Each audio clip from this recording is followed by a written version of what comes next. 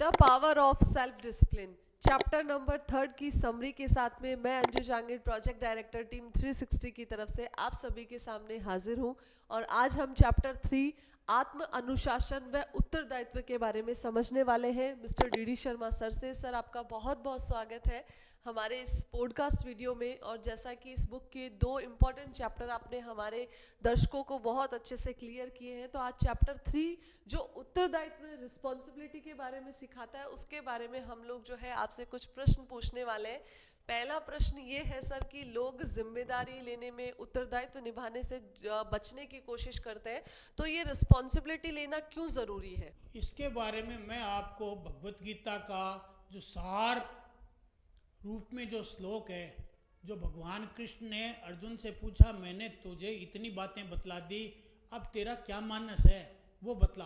तो अर्जुन ने कहा है, नष्टो मोह स्मृतिर्लब्धा, मेरा मोह नष्ट हो गया। मोह का मतलब ओढ़ा हुआ मेरा जो ज्ञान था, मैं नहीं कर सकता, ये मेरे ये हैं, ये अजीज हैं, ये हैं, वो है, जो मैंने फालतू का ज्ञान ओढ़ रखा था कि ये मेरे पूजनीय हैं और है, वो सब आपने जो है दूर करिया।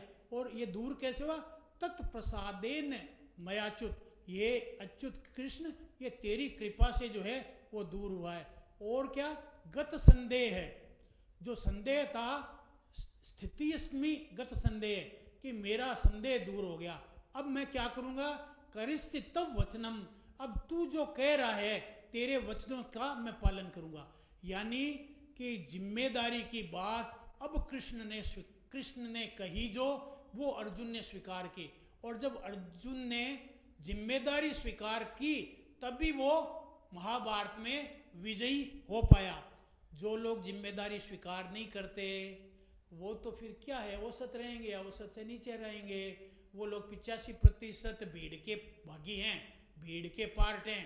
लेकिन जो भीड़ के अलग खड़े दिखाई देते हैं वो 15% लोग हैं, वो है जो जिम्मेदारी लेते हैं। और जो प्रसन्नतापूर्वक जिम्मेदारी लेते हैं वो तो 3% लोग ही होते हैं। जिनको जिम्मेदारी लेने में मज़ा आता है वो अपनी ज़िंदगी को मज़े के साथ गुजारते हैं, रोते झींकते नहीं हैं। वो बहुत मुश्किल काम करते हैं, दुख भरे काम करते हैं, पर फिर भी प्रसन्नतापूर्वक करते हैं। तो जिम्मेदारी जो लोग लेंगे वो जिंदगी में सर्वोच्च सफलताएं प्राप्त करने से भी नहीं चूकेंगे। सर, ये जो आत्म अनुशासन है वो उत्तरदायित्व निभाने में कैसे सहयोगी होता है?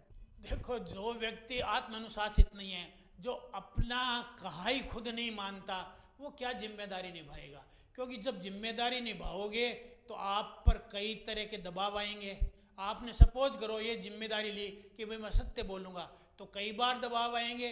पत्नी कहेगी अरे ये क्या कर रहे हो, पति कहेगा, तो फिर नहीं बोल पाओगे। लेकिन अगर आपने आत्मानुशासन बढ़ाया है, अभ्यास किया है, थोड़ा थोड़ा सच बोलने का अभ्यास किया है, तो बोल पाओगे। आपने कहा मैं प्रतिदिन घूमने जाऊंगा, ठीक है, फिर पत्नी ने कहा रोज रोज क्या जाना है, ये क्या है, मेरा तो सिर में दर्द है, आपने छोड़ दिया, यानी आत्मानुशासन नहीं रखा। आत्मानुशासन का मतलब आप लंबी अवधि तक जब किसी कार्य को करते रहते हो, एक ही काम को, तो वो आपकी आदत बन जाती है। और आदतें ही आत्मानुशासन का परिणाम है। ओके सर, अगर कोई व्यक्ति उत्तरदायित्व को निभाता है तो क्या वो सफलता के शिखर तक पहुंच सकता है रिस्पॉन्सिबिलिटी को निभाते हुए? 100%। मगर जिम्मेदारी लेने से पहले ये तय कर लो कि मैं आत्मानुशासित होकर के अपने अंदर कुव्वत विकसित करूँगा इस उत्तरदायित्व को पूरी करने के लिए। उत्तरदायित्व अगर अपने आप आपड़ते हैं, बहुतेरी बार आपड़ते हैं लोगों पर। कोई पिता है, मान लो उसकी डेथ हो गई तो भाइयों ने पाला पोसा, कोई पत्नी की डेथ हो गई तो मासी ने पाला पोसा। जिम्मेदारियाँ अपने आप भी आपड़ती है और कई लोग खुद जिम्मेदारी लेते हैं, लेकिन फिर प्रसन्नतापूर्वक इस काम को करने की ज़रूरत है।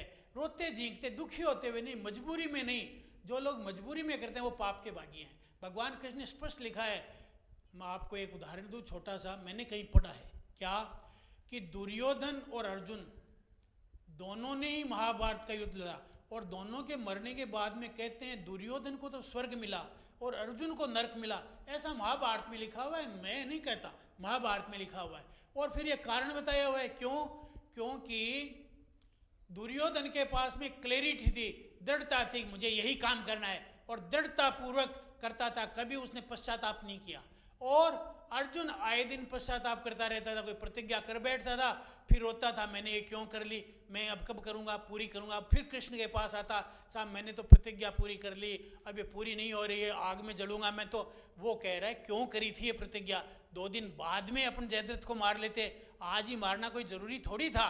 लेकिन यह प्रतिज्ञा करने में तो होशियार, तो जिम्मेदारी लेने में तो होशियार, बाद में पार नहीं पड़े, विलाप करते रहते हैं, तो पाप के भागी जो नरक जाएंगे। सर ये जो बुक है मैजिक ऑफ थिंकिंग बिग या the power of self discipline, क्या इन दोनों को बुकों को अच्छे से व्यक्ति पढ़ ले और पढ़ने के बाद इनसे रोजगार प्राप्त कर सकता है? नहीं भाई, ऐसा नहीं होगा।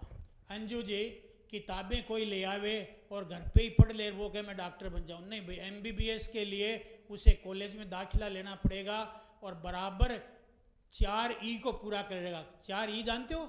E का मतलब एग्जामिनेशन, यानी E का मतलब एजुकेशन। पहले तो एजुकेशन लेनी पड़ेगी टीचर्स के द्वारा, फिर एग्ज़ाम होएंगे, उन एग्ज़ाम को पूरा करना पड़ेगा, फिर इंटर्नशिप होएगी, एक्सपीरियंस होएगा, उसके बाद में खुद को एक्सपीरियंस लेना पड़ेगा इंटर्नशिप आदि में, उसके बाद में वो डॉक्टर बन पाता है। तो इसी तरह से आप हमारे वर्कशॉप को अटेंड कीजिए, सिर्फ किताबों के भरोसे नहीं रहिए।